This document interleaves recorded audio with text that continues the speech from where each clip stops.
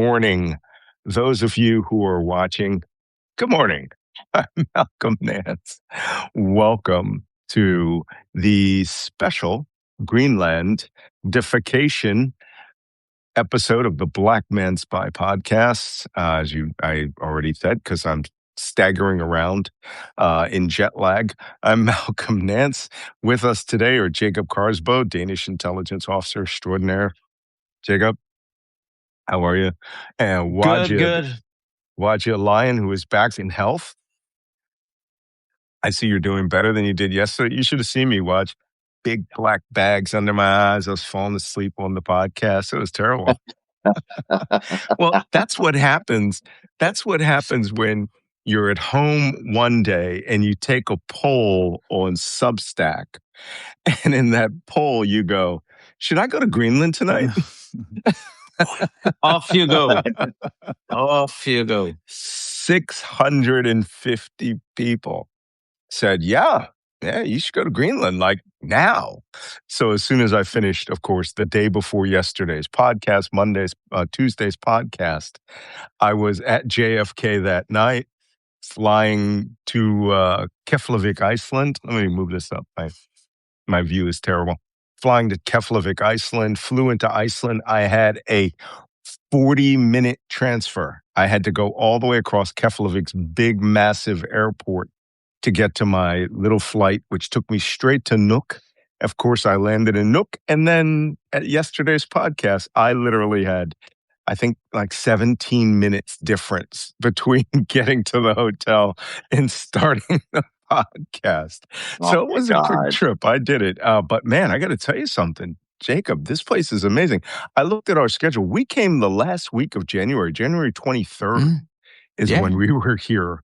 And it was colder in Montreal, Canada than it was in Nuuk. And now it's 40 degrees. It's not 40 Celsius. It's 9 degrees Fahrenheit today and tomorrow.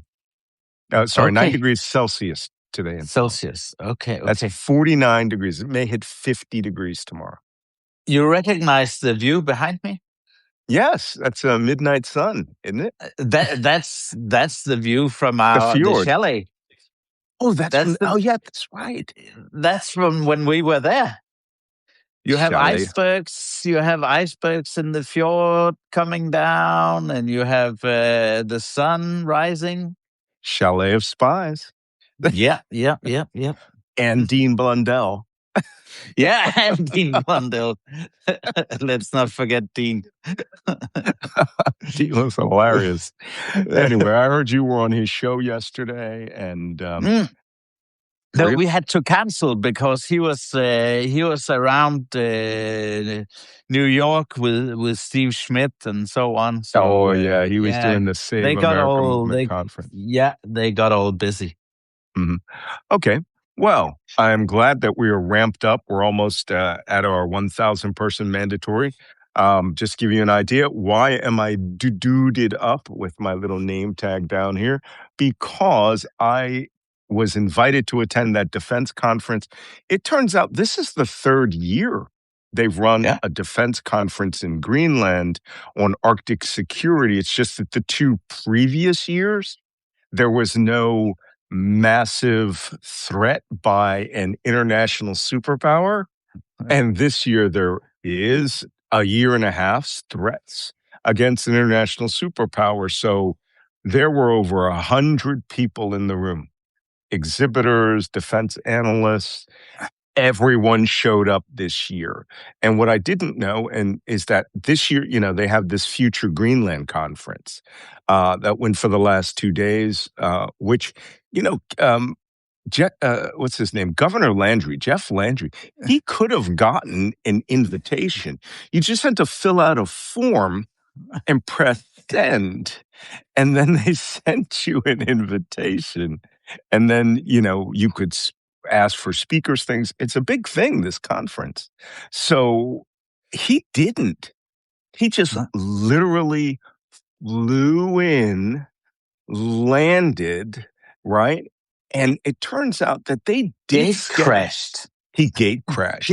They did actually schedule the opening of the American consulate this week to coincide with that conference. So, but he didn't even bother to have one of his flunkies. I got all the dirt last night. Me and Orla Yolson were hanging out together last night. I got all the dope. And because he was following them around, DR was following around, that's Danish television, TV2, everybody. Yeah. And there were some amazing things. He said his State Department team was just a few people and they were very nice.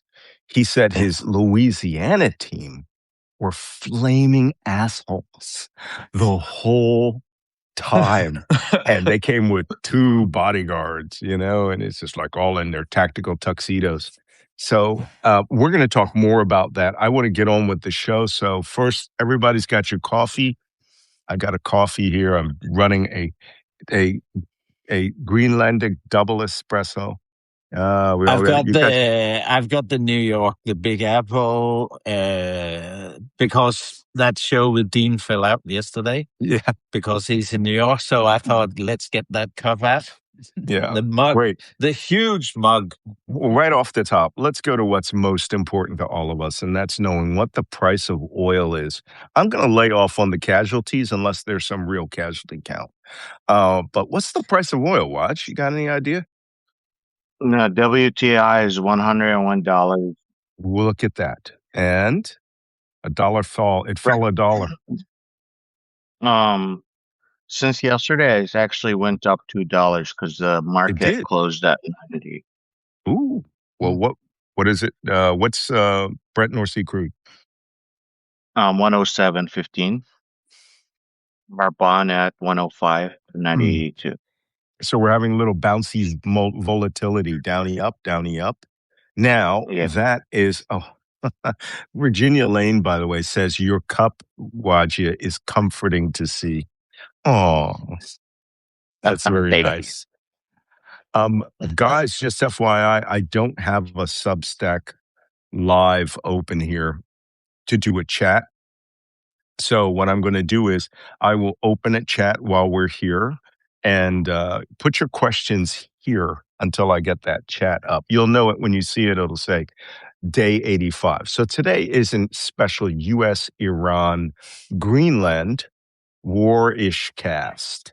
And that's because there is so much activity happening in Gulf. I'm glad we took yesterday off from the Gulf because apparently the gods of political conflict all said, you know what? Let those guys have a day off and we'll just fill in the blank with crazy shit. So that they could talk about. I got pages of crazy shit. And holy cow. Have you guys seen the news since yesterday? Holy cow. It's crazy. And did you see the news about Ukraine and Yemen?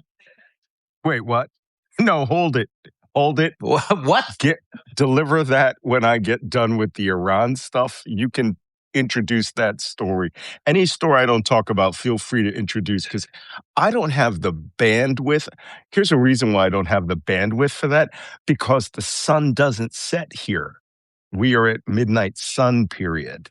And so it was this color light that you see outside right there. Yeah, that's what it was like at 1 a.m.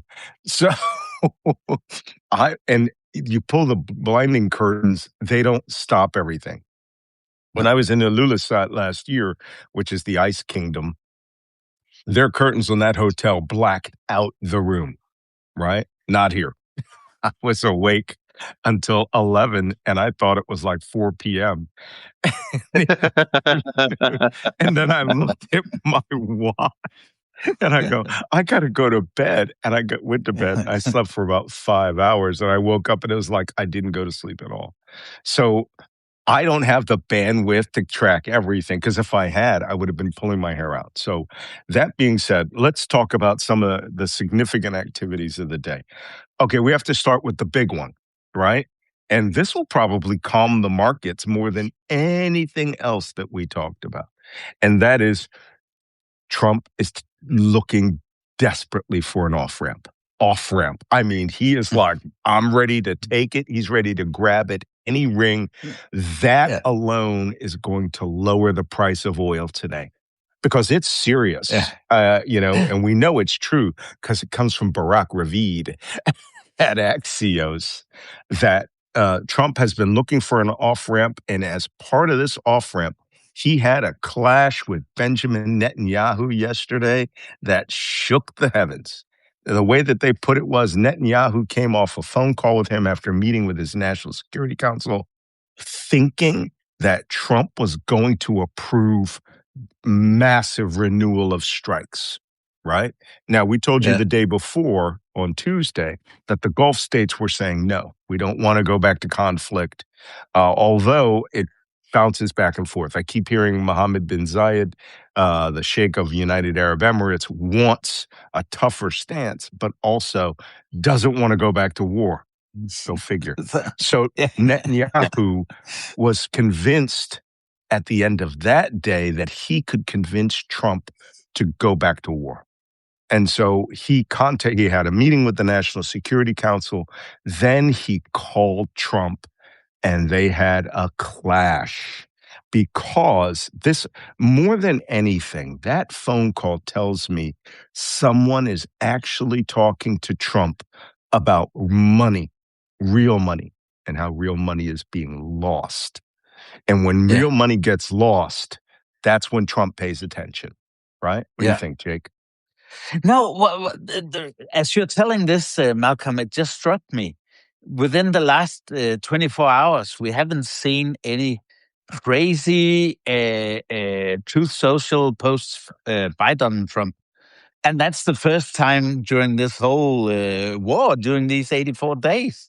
So, has that got something to do with this conversation with Bibi, perhaps? I don't know. I haven't seen anything. I'm going to tell you something. I'm glad that you picked up on that cycle of absence, right? Because as I try to explain to people in the intelligence community, what you guys are doing right now by watching this show for 85 or whatever it is, some odd days, you are actually acting like an intelligence watch officer. You are getting the same stories-ish every day, and you have a baseline of information.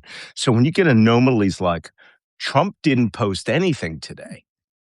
Nothing insane. Nothing insane.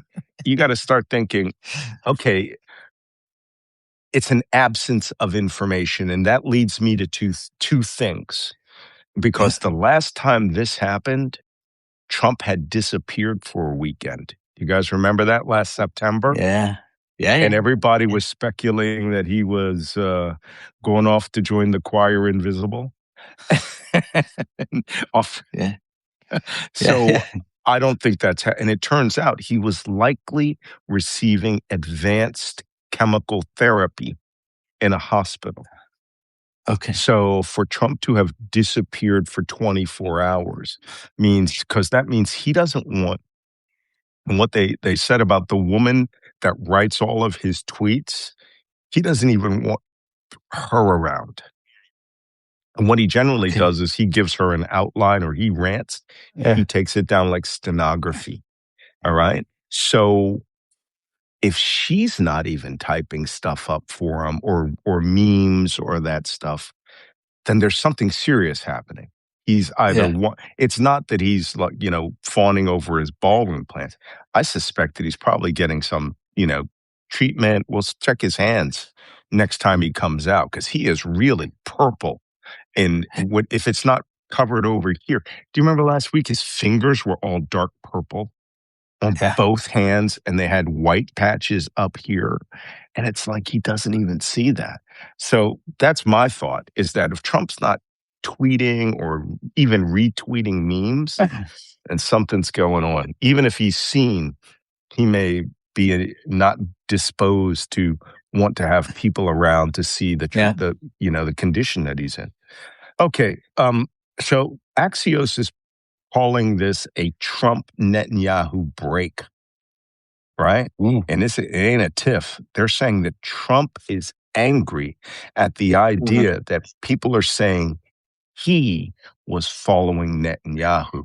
And this is classic Trump ego, right? It's just his fucking ego. So Yeah.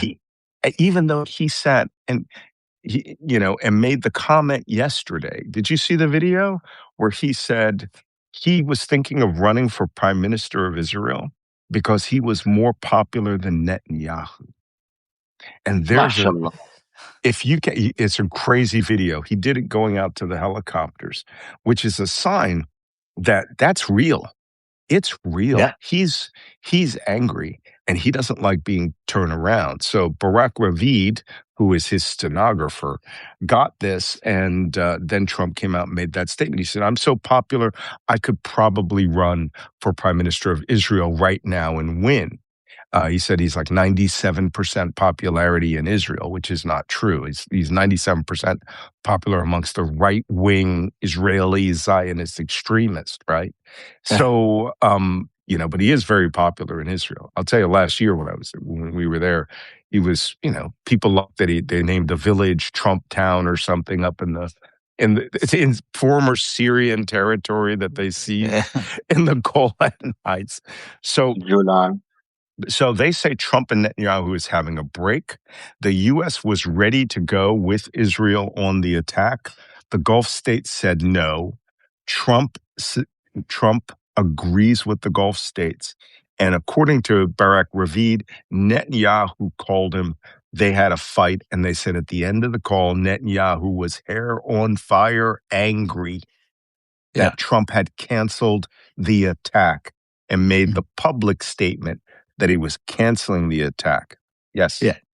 And this looks sounds plausible because what happened on Monday, that means 2 days before, that was Trump sending out that crazy Truth Social post about how the king of Saudi Arabia and Zayed from the UAE and the Qatari Emir would negotiate with Iran. It fits that whole picture, actually. Yeah, they're negotiating with Iran, and they have been putting pressure on the United States. Gulf nations are not designed to go to war. Gulf nations have not prepared their nations as a place where they receive kinetic strikes and send back kinetic strikes. They were designing their country as countries where they welcome tourism, countries where they welcome foreign investments, countries where they're, exporting oil from or natural gases. So when you attack their infrastructure that has not been designed and have not in a way where they are supposed to be protected from all these attacks. And Iran showed capabilities of attacking these Gulf states from multiple directions, whether it's from Yemen or whether it's from Iraq or whether it's from Iran. Those drones are coming from everywhere, and those Gulf states don't know what to do. Well, please note that the Gulf states did spend money on the things that they were being advised on, which was ballistic missile defense, right? Ever Patriots. I was in Desert Storm. I famously wrote this story in my memoir about how I was in Desert Storm, and we saw the first Scud ballistic missile launch.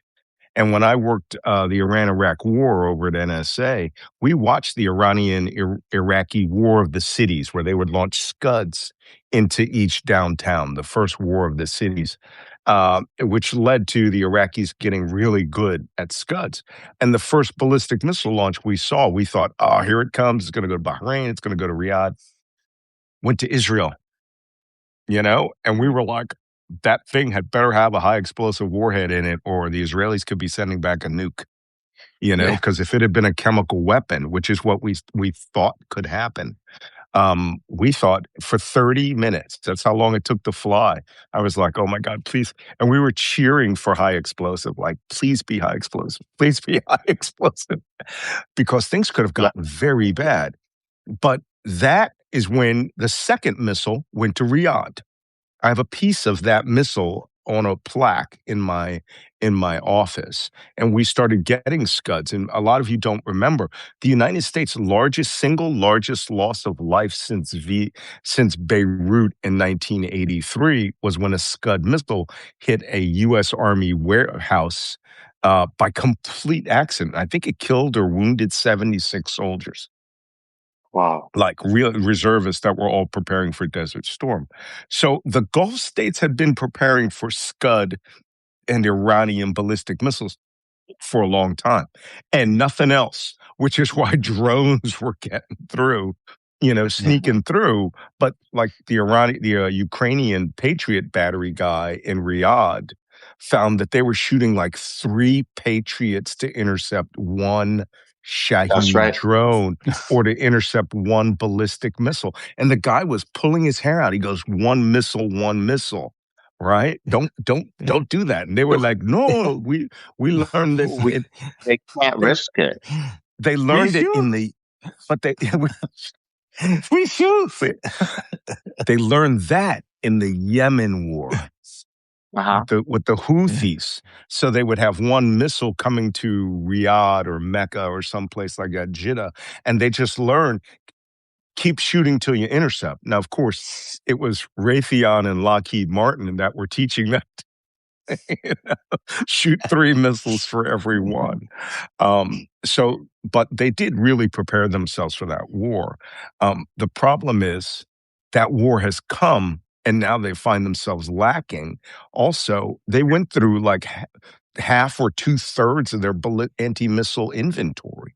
So they could not afford another wave of 500 missiles at the UAE or another two. And the Iranians got another 2,800 drones for the UAE. They got them. Yeah. Exactly. So crazy. All right. That being said, Saudi Arabia has been busting their ass to make factories that build these type of drones, and they started with China. And these factories could only like produce a couple hundred at a time for like few months. bro. Meanwhile, like they're so slow. Okay. And now they're getting Ukraine to come over to help them produce those drones, and Drone they interceptors. still haven't made them yet. Drone interceptors, $4,000 a piece. They just can't afford. You're right. They can't afford it because even though they have made contracts with Ukraine, they still don't have those drones. They still don't have those interceptors that they need. Okay, there's a really big difference between having a contract and having it delivered. My team operated drones. I have friends right now who are drone intercept operators in Ukraine. It takes 45 days to be a certified Ukrainian Army drone intercept operator. And 30 days of that is in the training cycle, and 15 days qualification is alongside a qualified operator standing watches, intercepting real drones. And you know how the Gulf states are. They're not going to do that for these guys. Have a hard time maintaining attention up to lunch. Okay, you're going to have to, only the hardest and baddest ass of them, unless they think it comes with some honor from the sheikhs, right? Or the princes. It's very hard to train them to be very proficient at these things and keep that proficiency. So for a long while, Ukraine is going to have to keep operators there. But Ukraine sent 200 operators to all of the drone states. That means there's not 200 of the top operators shooting down drones in Ukraine. Right. So that's a deficit. So like Ukraine asked the Qatar, they said, in exchange for this, you're going to give us the 10 Mirage 2000s that you have that you're transitioning from. Just give them to us. We'll fly them out. We'll even paint our colors on them. But that's what we want in exchange for drones. So, okay, hold on. Somebody's asking for that question chat. So I'm going to get up the question chat while you guys discuss the next thing, which is the Trump letter of intent.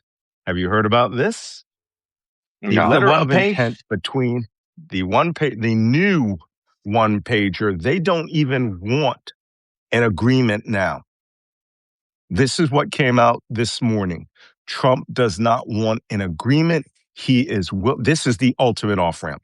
He is willing to accept a letter of intent in which they will agree that we will discuss nuclear weapons and we will discuss the Strait of Hormuz. We And have if a they concept accept of it, a plan. and I'm not joking, and if they accept that letter of intent, they will agree in the letter of intent. Are you ready for this? That the war is over. And then they will meet for 30 days to come up with a formal agreement. I shit you not. So basically, please agree on my good intentions of sitting down to talk about the possibility of having peace in 30 days. Wait, maybe they will sit down and talk about the possibility of agreement. You know what it reminds me of? It reminds me of, do you remember Jeb Bush? Governor Jeb Yeah. Bush, and he was running for president early on and got eliminated because he went to a speech. And compared to Trump, he was dull as hell. And so they come out and he has this speech and he gives the big applause line and nothing happens. And then he goes, please clap. That's what this letter of intent is. Please clap. Please please. view this as the end of the war. Yeah. And then the Pakistani defense chief has gone to Tehran to talk about it. And the Iranians presumably are going to say, what does this change at the end of the day? Okay, first off, let's be honest. Trump is so desperate. He is ready to say, you know what it reminds me of? It's like a gambler in a casino. And he's ready. The casinos, I don't know, but he's ready to sign a promissory note, even though that the guy that is doing all the gambling has stolen like millions of dollars from him. He's so desperate for the business that he's ready to sign anything. Please clap. Yeah, exactly.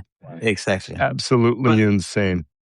But then comes today a statement released by Iran's supreme leader, Mustafa Khamenei. Oh, really? Saying, What did he say? He said Iran won't dislodge the highly enriched uranium to a foreign country. At all. At all. Well, I'll tell you. Yeah, well, that's because. Go ahead, Wajeeh. No. I was following because I was agreeing. I was doing the facial expression with Jacob's statement because I knew was what I was going to say. Yeah, I knew what he was about to say. Please clap. So in reality, this is the Iranian version of the Greenland version. This is the supreme leader. he got animals the Greenland. do the Iranians have? He got the Greenland meme, so he decided I'll rub it in. We kept telling you guys that Iran will no way in shape or form is going to give up their highly enriched uranium. Yeah. Jacob said that. Malcolm said that. I said that. Within the last 2.5 months, we've been yelling this at you. This is nothing new. This is not the first time you hear this. This is a confirmation from the government that our word is real. Yeah. Okay. First off, let me do a little administration. The questions, the chat is up. You can now post your questions here, and we'll take your questions on Iran, the U.S., We're going to touch on Cuba a little bit, and of course Greenland. By the way, met General Anderson this morning. Great guy, the head of Arctic Command, and I just thanked him for picking up that U.S. submariner. And he was like, "This is our job. We're cool guys." So that being said, post your questions. He's slick as anything. He's slick. He was in formal uniform today. He wasn't in camouflage. So he was in his nice uniform. Okay. That being said, this letter of intent is supposed to end the war and then start a 30-day negotiation period for a permanent ceasefire operation. The ceasefire will, the 30-day period, they will negotiate. He has to agree. Are you ready for this? That the letter of intent, they must agree that they will negotiate something about nuclear power. Yeah. That's all they want. They just want a commitment that Iran will sit down and over that 30 days. And the second part is they will agree to negotiate something over the opening of the Strait of Hormuz. We'll talk about it. Khalas. 30 days. So Trump is so desperate, he is willing to sign this document that will agree, the document will formally end the war. Yeah. Which means we have to reset the dates on this warcast. Yeah. And we're going to have to call it a... This is exactly what Trump and Netanyahu were fighting about on the phone. And that's exactly what they were fighting about on the phone. Netanyahu wants an entire restart of the war with the Israelis leading the blitz against nuclear programs. And Trump is trying to walk not even off-ramp, man. I mean, he doesn't even want to be on the highway. He wants to be in park and ride. Where he parks the car off to the side, and then a minibus comes and picks him up and takes him wherever it is that he's going to go. He doesn't even want to drive anymore. Okay, he goes on the plank and the big jump. And the big jump. He's more than for those of you that have followed my Q&As. This is the strategic disaster I'm talking about. This will actually cement all these strategic disasters I've been talking about, that's likely to be the final outcome. I don't we see will have made Trump Iran in a position stronger. to more confrontational, more radical. You would have weakened the regional actors significantly. You still have the highly enriched uranium. You have the U.S. bases in the Gulf region completely obliterated, to use a Trump term. You have the Strait of Hormuz situation. And you have the Iranians making bank again. Making bank. They're going to make bank because you know what the Iranians are going to say? They're going to say, hey, we want all those sanctions lifted. We'll talk negotiations on the nukes. But the point is when Trump gets this, when Trump gets this agreement, then it's all over. He's going to crow this as a massive victory. And he's going to use Pete Hegseth's metric, which is number of bombs dropped, and that all he has to say is, I got a deal, because he loves that word deal, right? Art of the deal. Yeah. I got a deal. Like, who just wrote that? Nicole Reeves just wrote that, which is much better than Barack Hussein Obama. and I like how he adds ER to Obama, right? Barack Hussein Obama. And this is the best deal. And the Iranians have agreed to everything. And the Iranians will sit around. And here's the document that shows the end of the war.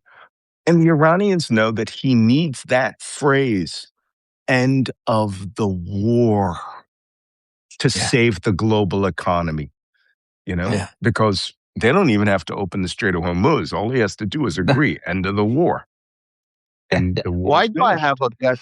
Why do I have a gut feeling that he's going to want to sign like a secret agreement with an NDA, like he signs with everyone else that he knows? My favorite part of this story is the Iranians. I think we might be at the end of this, right? I think that we might be restarting this as the, you know, call it peace cast or whatever you want. I think Yeah. he's going to sign this thing. And I think it's being negotiated not with just with the Pakistanis, but with the Gulf states. And It it's will all be about like one thing. his deal with the Taliban, the beautiful deal with the Taliban, the surrender Yeah, where he agreement. gives them Afghanistan, right? Yeah, Just here, the take surrender it. agreement. Just be sure you screw Joe Biden. Yeah, So I wouldn't be surprised if that was actually part of the deal. So yeah, in this particular circumstance, we're going to find ourselves in a crazy, crazy piece. And I suspect the following, and that'll be the end of it. I have one last thing on the Middle East. We can go to other parts of the world. I suspect he is going to get the Iranians to, or the Pakistanis and everyone will get the Iranians to draw back to Bandar Abbas, right? And the SOH will be opened for an allied demining force from the British, the French, the Danish, things like that, right? And the Iranians will get Trump. Trump will say, they've agreed to everything. I'm lifting the blockade. The U.S. Navy's going home. And what you won't see is you will never see an actual U.S. Navy fleet coming into the Persian Gulf again. I think that will be exactly. like one of those secret part of the sweetheart deal. It's like, oh, well, we're going to go to Jeddah, Saudi Arabia. Yeah, Or Karachi, Pakistan, or Muscat, Oman. But you won't be yeah, seeing them go, okay, we're going back up to Bahrain right now, you know? Hmm. And if they do, he'll agree to like the two tiny LCS warships, right? The ships that were so vulnerable, they pulled them out of the Gulf when the war started and sent them to yeah, Singapore because they can't withhold any attack by the Iranians. So, and then that way the blockades lifted and the SOH opens and demining happens and Trump says, I won. yeah, And 30% of the United States will believe him. yeah. That's probably What it. do you Yeah. think? Yeah, I I think think so too. I think so too. And yeah, and the Iranians they'll have some super sweet tea the really the prime two the cups. prime fruit juice that they can muster. The so yeah, Oh my God. Okay. and Last story from the best dates in Iran are saved for that the day. the last story I have, Waj, you can come in with your story, is CNN reports U.S. intelligence says Iran is rapidly rebuilding its drone Uh-huh. capacity. And here is the money shot. Here's my favorite line. They are doing it then, quote, faster than initially estimated. Because the initial estimation was it was obliterated. It was Yeah, totally exactly. destroyed. 100% of their capacity is gone. And they- Right? And then yeah. suddenly today it's like faster than initially estimated. Go. So, Allow me to add a verse to your poem, sir.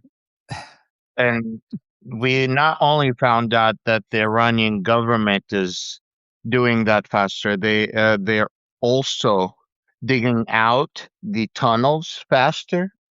They're able to mm, reach out their centrifuges with highly enriched uranium faster. They're able mm. to reach the battery missiles that they have battery machine, I don't know, The battery uh launches.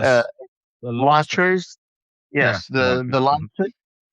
And we all thought that our 30,000 pound bunker busters have reached them, and none of them was able to reach them. What have I said this whole time? I continue to say that it is 500 meters inside a goddamn mountain, reinforced In a with mount. 50,000 psi concrete that was supposed to withstand this type of damage. What And I was going to concrete's on the inside of the mountain. Mhm. First the mountain, and then this crazy, super strong concrete. And now, like, Because I think we're hearing that they're reaching it. We thought we took care half of those missile launchers. Turns out we only took 1/4. maybe not even. From what I understand, it was the launch tubes that go up through the mountain, and they're digging those out, and they may be able to repair them. And you know when you can Yeah. repair them? When it's peacetime and you have a peace agreement. I'm telling you, they're going to be building boring machines left and right. Okay, let's move on. That was my last one. Oh, What's this about the Yemen and story. Ukraine? Yes. So Russia has been so desperate in the last few years that they reached out to the Houthis. And the son of the Houthi consul in Russia has been recruiting Houthi fighters and have been human trafficking them from Yemen to Africa to Europe and then Asia and then to Russia and then to the to front their line, or what? death? and then No, directly straight to to the them battlefield. They to be have eaten by Ukrainian drones. and they have been eaten by Ukrainian drones, and most of their bodies were left in the battlefield, not retreated. And some of them were caught by the Ukrainian military, and they have given all of those that information to the Ukrainian military, and one of them was like speaking to them in Yemeni accent and Arabic. I got to see I published that video footage yesterday. of this. I can send you the video footage. Okay, that would be great. I would love to see that because that's crazy with a capital K. First off, I see these guys coming up there and throwing off their body armor and helmet, right? Opening their combat shirt down to their navel, because this is how Houthis fight. Okay. And then the Russians, of course, the Russians would be so stupid they wouldn't allow them to carry their hanjar or dagger. So they would have their bayonet right between their belt. And they would take off their boots and go buy a pair of 35-cent Chinese flip flops, and then they'd be ready to fight for a drone to blow them up. So if I don't see a Yemeni dressed like that, right, who takes his t-shirt off, what is it? They wrap it around their waist, or that's the Kurds, maybe. The Kurds. So until I see that video, I'm just going to think they're North Korean troops. God, why would they do this? It is a death sentence. Do they send all the tribal kids? They get promised. No, they get promised money that they never get. Yeah, they get promised money they never got. Here's the worst part: they're not shaheeds. They're not dying for Allah. They're dying. They're dying for Shaitan. They're dying for the devil. So how do they justify that? Yeah, no one's that looking desperate for money. at the Russian side of things, it's another testament to their failure to recruit the number of soldiers that they're actually losing at the front line, and there's more and more evidence of that. And the Ukrainian ability to take Russian soldiers out, either injuring them badly or killing them, is just increasing by the day. So this will get even worse. That's crazy. Okay. That's it for the Middle East right now. We have a lot of other things going on. I'm going to quickly touch on Cuba because now that we're the geopolitical cast, right? There's some very interesting things going on with Cuba. It's not just the rhetoric we talked about. Just one question, because I need to jump off in 10 minutes. Let's go to Greenland then. Can we do Greenland first? Yes. Greenland's crazy. I know. Yeah. Wait, let me look out the window. Yes. First off, it's very nice here. Everybody at Esmeralda Cafe sends their regards to you.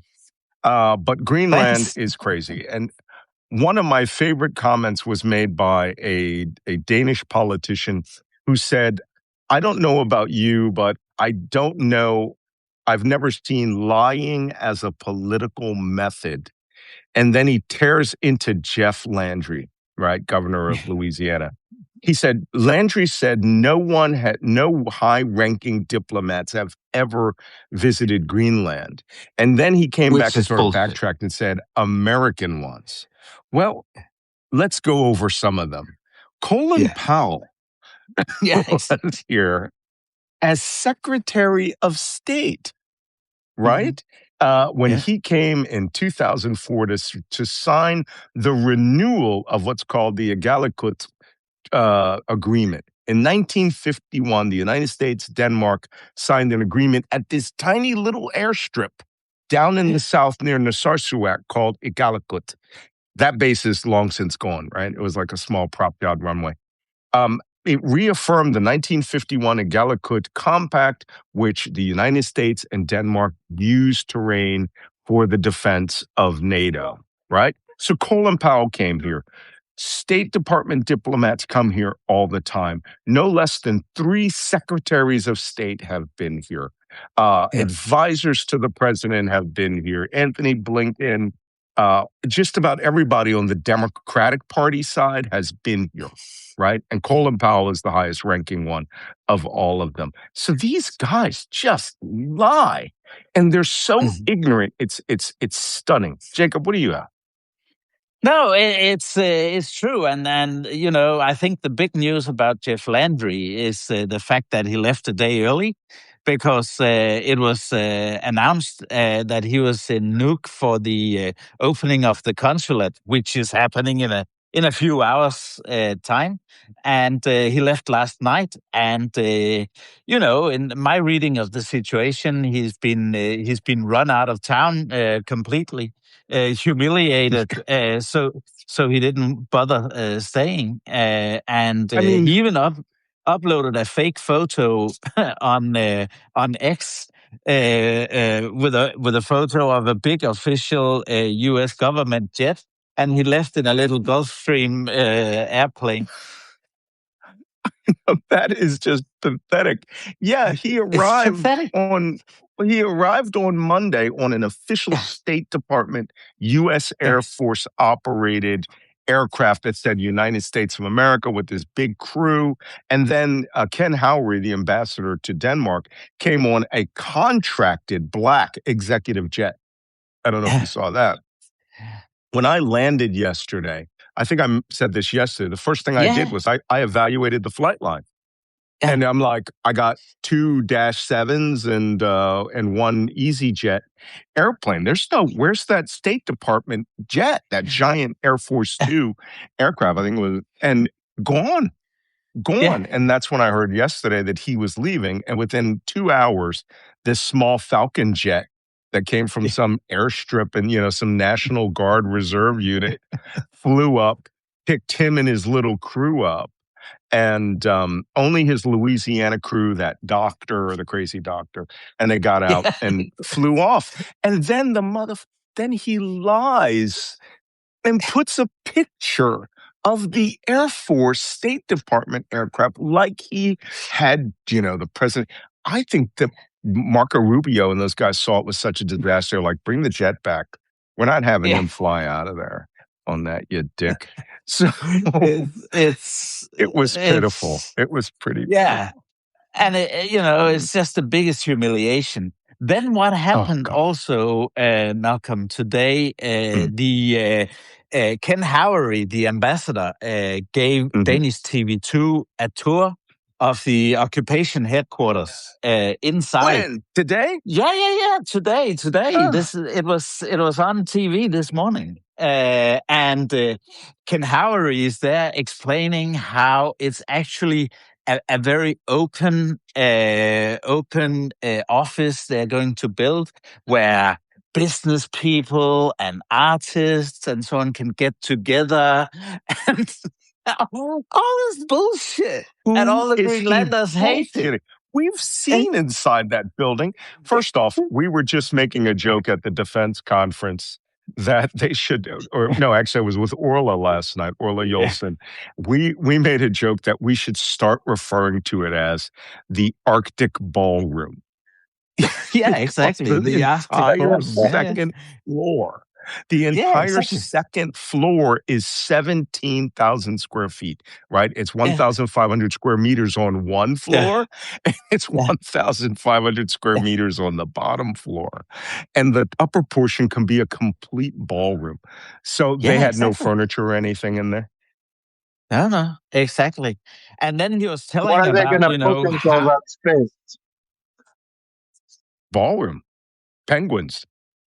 and Ken Howery was talking about how they are preparing with a band, some Grammy award winning, I don't know, some award winning band that'll be there this afternoon. And all Are you the shitting me? Greenlanders. No. This is true. Oh. Ken Howery was on Danish TV. It's serious. I forgot that I haven't spoken to you since we talked to Orla last night. So Orla Yolson is here. He's got 90,000 followers. Follow him on Yeah. X. That's OJOELSEN.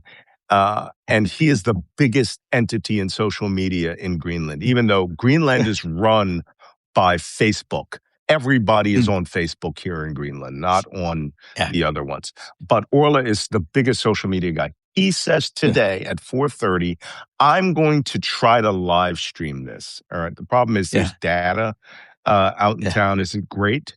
But if I don't, I'm going to videotape it into a Black Man Spy podcast. I'm going to protest today at 4:30. They estimate that they didn't put this out. They didn't want a national protest. They estimate that they're going to get 500 people there.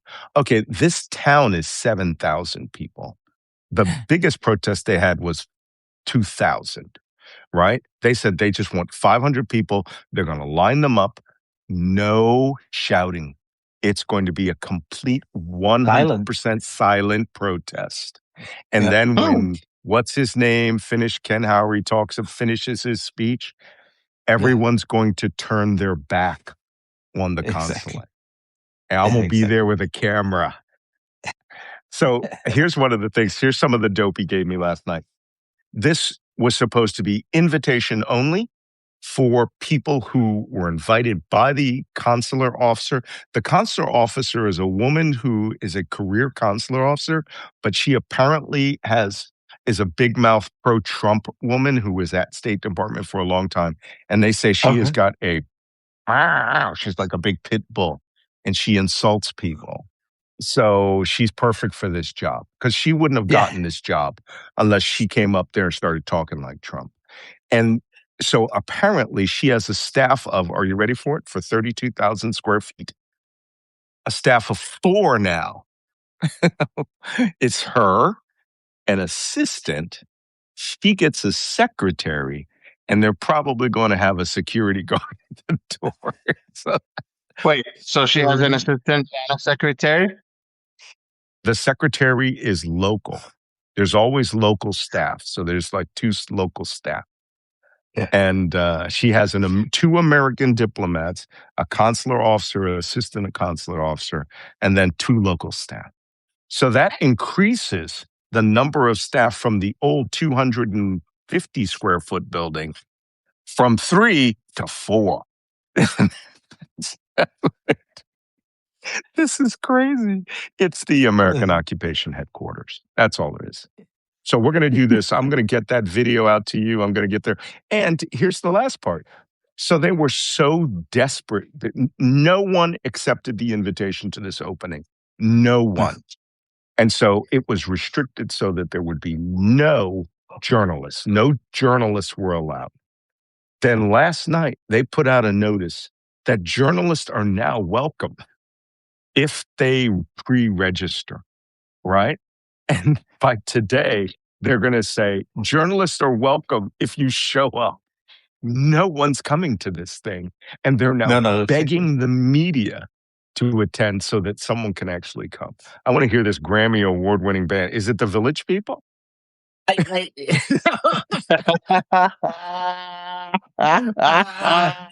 I didn't catch the name of the band. I was on the floor laughing, man, because like you, already on Tuesday morning, I put out this will be the emptiest inauguration ever.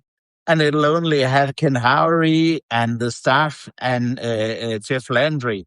And now the Governor Landry is gone. There'll be, yeah. So it'll be the big Landry had a empty 10-person ballroom. entourage. So he Yeah. probably took 50% of the people that would attend. Oh, I will be there, and I will be in my nice clothes, and I will see if they say, "Oh, Black Man Spy, yeah, we love you here." But I don't think he's going to be taking questions. So we'll see how this shakes out. That happens in about 4 hours. Jacob, do you have any other Man, comments before you need to go? no, I'll. This is the Nuke Fjord system, as you know, Malcolm. I had that also Yes. as my background. So, guys, I will see I, you I, all tomorrow. I'll jump off okay, now we're going and to do a stay and show answer your with questions. Ken. It's with Ken, not Ken Oh, Howery. with Ken. Ken Ken Harbaugh. Harbaugh. All Ken right, Harbaugh. give him my About regards. Ukraine. About Ukraine. Okay. See All you right, then. you go. We'll answer Yeah. the questions. All right, Wajeeh. It's just us. I'm supposed to be going back to my conference, but I've got a radio show to do after this. Stephanie Miller, I missed it yesterday. So, okay, questions. This I'll let you try. What are the odds that Trump gets so pissed off with Netanyahu that he withholds weapons? I'm going to go with 0. What do you think? There is nothing he won't do. When it comes to weapons, he'd give Israel whatever they want. What do you Yeah, think? he would give Israel whatever he wants. He's also not trying to screw up some of his, most even not the evangelical supporters and Israeli supporters. So they're some of his few supporters. So that's what's left. Okay. Yeah, I agree with you. Okay. How much of this nonsense about Greenland? This is from Rue Razuki. That last question was from Debbie Gonzalez. How much of this nonsense about Greenland shows up in Alexander Dugin's schemes for Russia? Alexander Dugin is like, when I first took a book and I shifted from terrorism called The Plot to Hack America, I put a whole section in there called Putin's Philosophers. And Dugin was one of Putin's philosophers.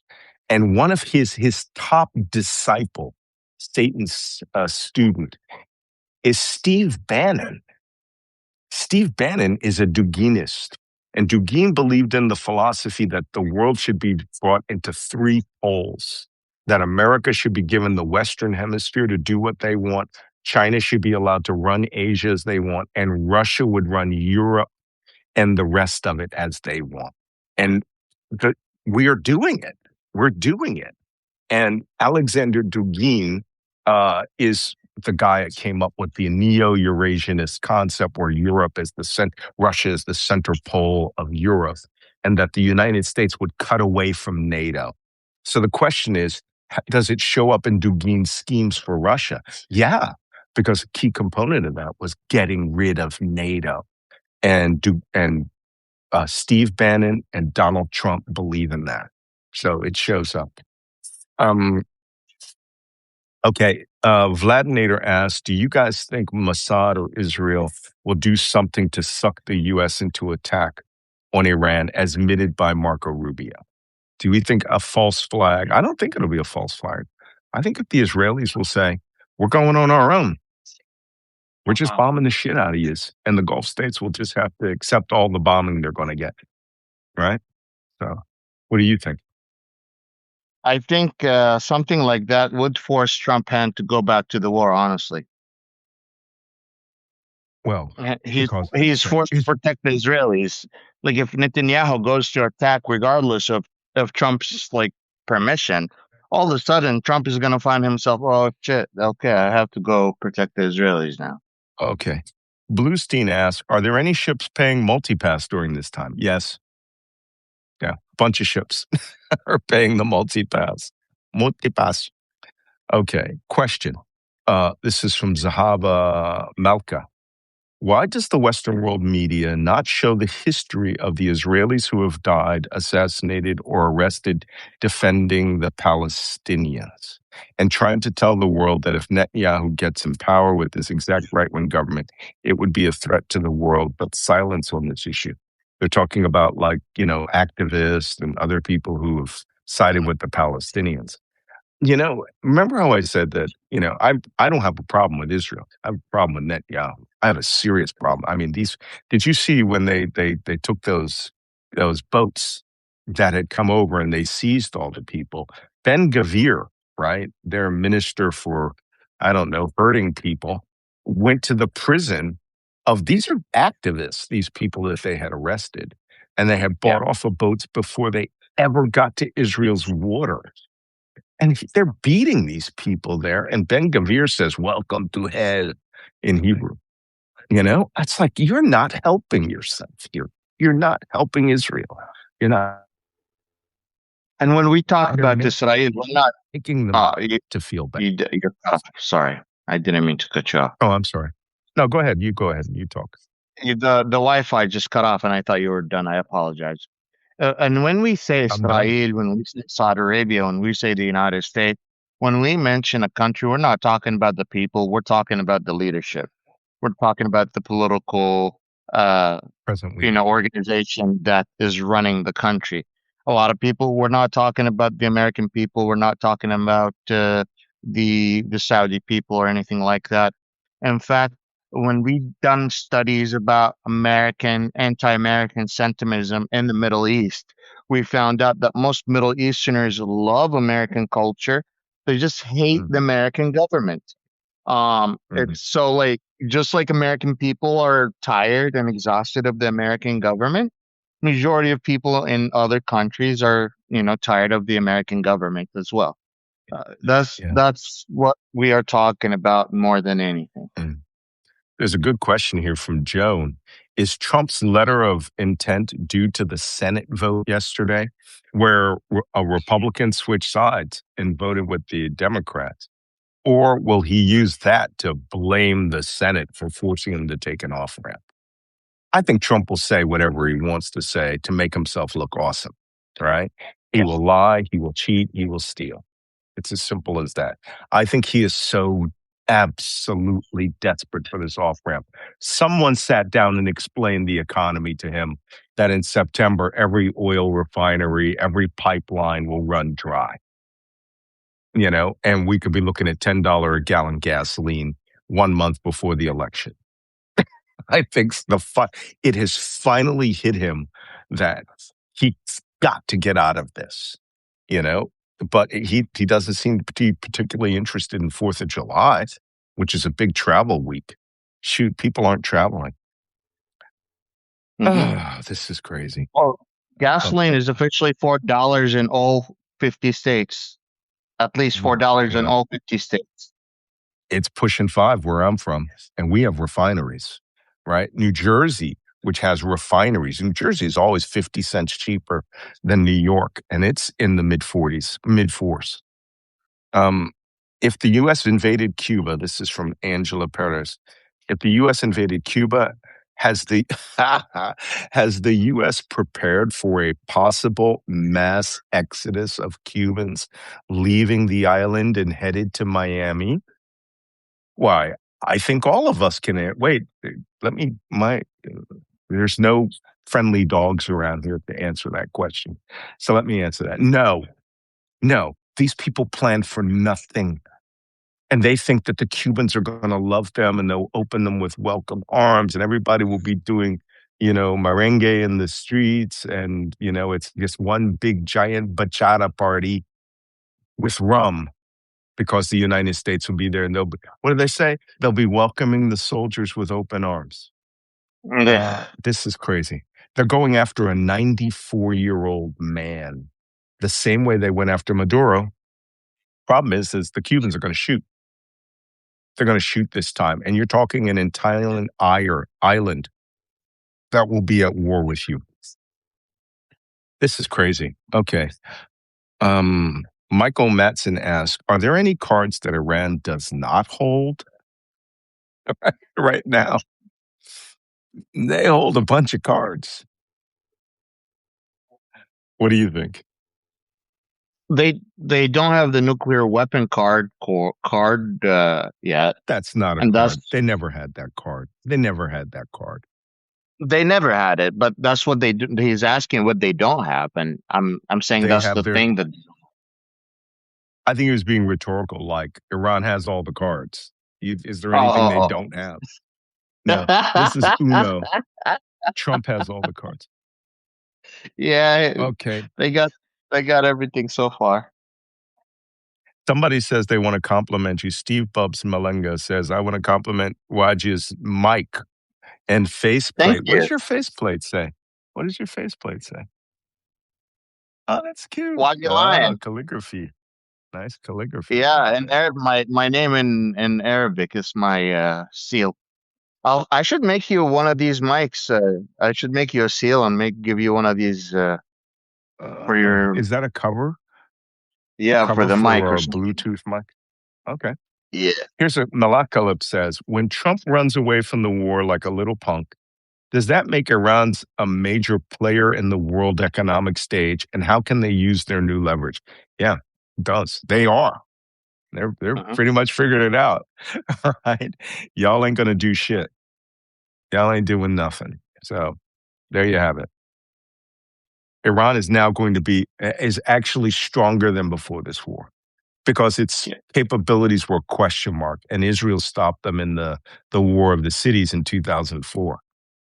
Now, Iran has cards, all right? Playing them Uno cards all over the place. What's a 4 card in Uno? I don't play Uno, but I guess it means you take 4 cards, right? Draw 4. Okay. Draw 4. It makes the other guy draw 4, right? Yeah. Okay. They asked some questions about the damage Ukraine is inflicting on Russia. Yes, Ukraine is like trying to destroy the Russian oil industry. They are punishing Russia. And the best part is all that oil is unsanctioned now. So it's just burning up in Russian refineries. And that's the key part. They're going after refineries, gasoline, diesel, jet fuel. That sucks for the Russia. Okay, this is a good question. Mark Schroeder says, Malcolm, did you have a chance to meet with your ER friend yet? That's the woman who I met in the emergency room when I slipped. No, I am going to go visit her later today. And can you talk about this Dr. Griffin that came with Landry to suss out medical in Greenland? I feel there's a devious intention behind it, as they don't care about non-white people. These people came from Louisiana, number 50 out of 50 in medical health in the United States. They don't care. Remember that whole thing of Trump wants to send a hospital ship and they're being told that Greenland is this hellscape? We evacuated our sailors to that hellscape of a beautiful hospital over there. And then they flew him on to Denmark to have chocolate and coffee, have a grand old time while he sat and, they do, right? At the hospital, they get those blankets that have been pre-warmed around you and they wrap you up and they put you on a medevac flight. Yeah. Yeah. That's what he got. This healthcare system here is awesome. But I love how the doctor goes, well, they wouldn't let me see any of their healthcare system. So I just talked to people on the street. And what did you learn? That people need healthcare from time to time in their lives? It's free.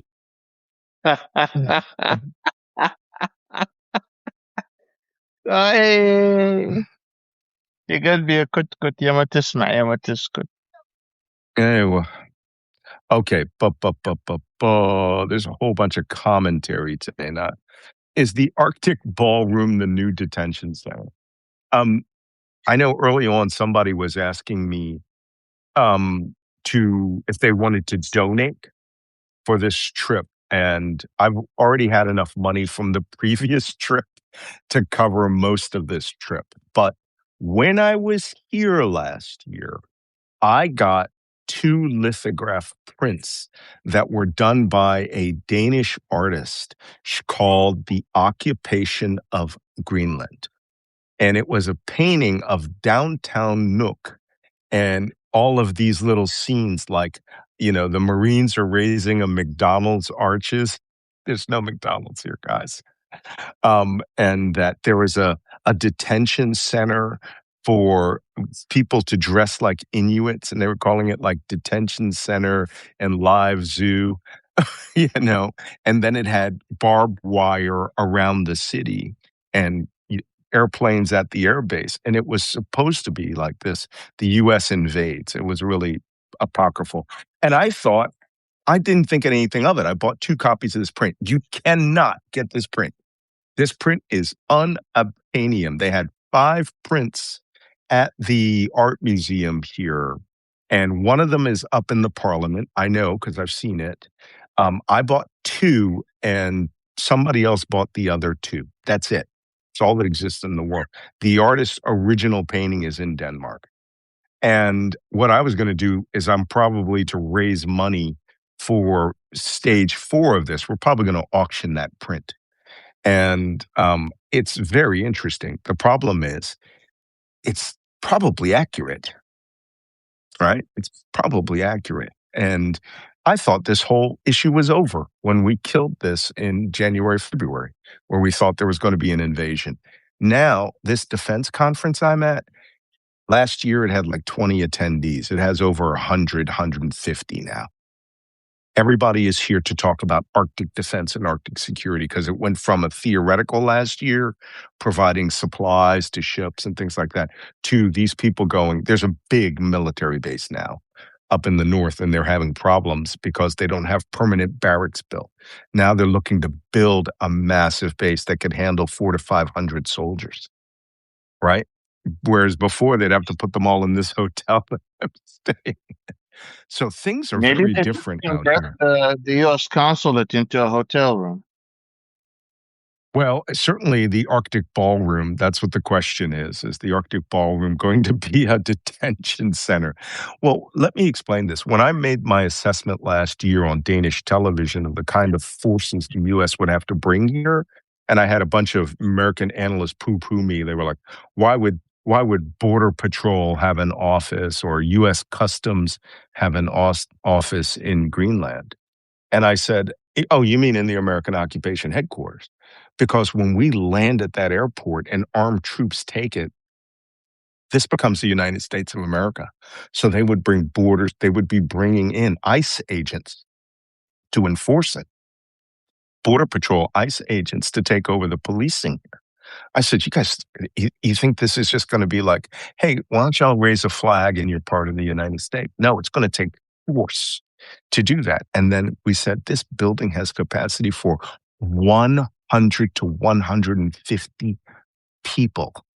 It has enough space for 100 cubicles, right? If they use both sections of the place and take over the apartments above it, you could have an occupation force, 150 people in that embassy to administer Greenland. So don't say this shit isn't real.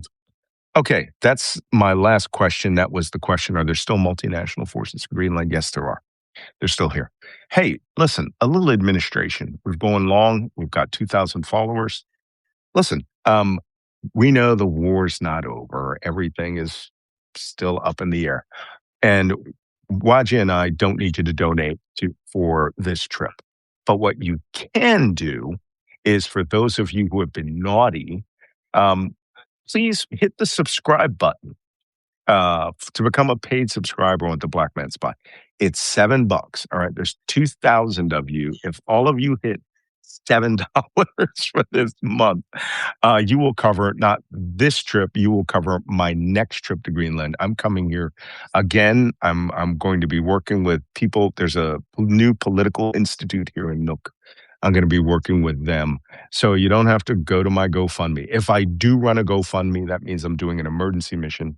I mean, it's to go anywhere in Greenland is $800 one way. Anywhere, from one little village to the next. It's crazy. If you can't take they have only these little prop job airplanes or helicopters. Wow. Helicopters. And you can take a prop job airplane to one place like Narsarsuaq in the south, but you have to take a helicopter from that airport to the small towns in the south. It is, which is why everybody takes the ferry. And you guys saw my episode last year where I took the ferry down the coast in the ice breaking season. It was scary. So anyway, don't worry about GoFundMe's. If we don't need that, but I do need you to subscribe. So please hit the subscribe button. Throw $7 at this for the month, and subscribe to Wajeeh. And if you're already on here, you're already subscribed for the free podcast. But we could definitely use that, and it would make trips like this, my trips to the Middle East, my trips to Europe, more amenable. I am going to be doing a live subscriber only tonight, about 6 p.m. Eastern time. That should be 9 p.m. my time, which looks like 7 a.m. in the morning here because the sun doesn't go down. And I am going to be doing a special strictly about the protest on Greenland tonight. And I won't discuss it or show any of the video that I'm going to show tomorrow on our show. Right. So only the paid subscribers are going to get the free ride show of what's going on in that embassy until it comes up later in the week or next week on the Black Man Spy podcast. So that's why you subscribe, so that you can get these special things. And you can ask me anything during the show, so long as it pertains to Greenland. Just look, they got the door open now. That 39-degree air is coming in. So please become a paid subscriber to Black Man Spy. If you're watching this on YouTube, you can subscribe on YouTube, but not as a paid subscriber. You just watch the advertisements. Come over to Substack, malcolmnance.substack.com, and become a paid subscriber. And you can watch this show live, and you can participate in the chats, and you can participate as a paid subscriber. We have some really loyal paid subscribers out there. I'm talking about you, Rue. So, Wajeeh, anything you'd like to say before we go? Yes, I'm excited to announce that my channel has dropped its own merch for the first I time. heard. And I had to buy my own merch for myself. I'm happy to buy you some. Give me your size and I'll send you some. And anyone else who's interested, please go to my website or go to my Substack page and you'll find my merch. Please get them. You only have like less than 20 days to grab some. So there's only a limited time. And we'll see you guys after this with a Q&A. All right. We'll see you tomorrow. You guys can go to Wajeeh's Q&A if you want more in-depth discussion. Tonight, be prepared. Look for the schedule. You'll see at 6 p.m. Eastern time, I will be doing the great Greenland protest subscriber-only Substack. All right? So see you all tomorrow, or I'll see you all tonight. Bye-bye. Bye-bye.